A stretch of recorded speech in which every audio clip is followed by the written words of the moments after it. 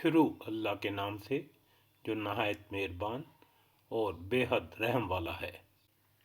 اور جب آپ کے رب نے اولاد آدم کی پشت سے ان کی اولاد کو نکالا اور ان سے انہی کے متعلق اقرار لیا کہ کیا میں تمہارا رب نہیں ہوں،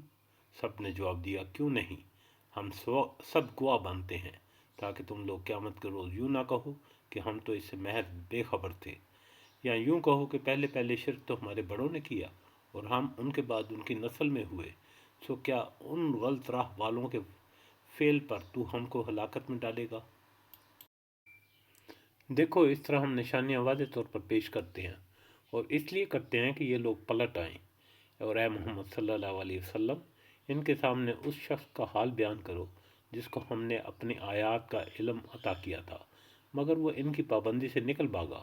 آخرکار شیطان اس کے پیچھے پڑ گیا، یہاں تک کہ وہ بھٹکنے والوں میں شامل ہو کر رہا۔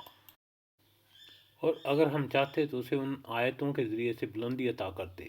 مگر وہ تو زمین ہی کی طرف جھک کر رہ گیا اور اپنی خواہش نفس کے ہی پیچھے پڑا رہا،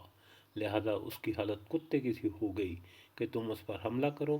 تب بھی زبان لٹکائے رہے، اور اسے چھوڑ دو تب بھی زبان لٹکائے رہے۔ یہی مثال ہے ان لوگوں کی جو ہماری آیات کو جھٹلاتے ہیں، تم یہ حکایت ان کو سناتے رہو، شاید کہ یہ کچھ غور و فکر کریں۔ بڑی ہی بری مثال ہے ایسے لوگوں کی جنہوں نے ہماری آیات کو جھٹلایا اور وہ آپ اپنے ہی اوپر ظلم کرتے رہے ہیں۔ جسے اللہ ہدایت بخشے بس وہی راہ راست پاتا ہے، اور جس کو اللہ اپنی رہنمائی سے محروم کرتے وہی ناکام و نامراد ہو کر رہتا ہے۔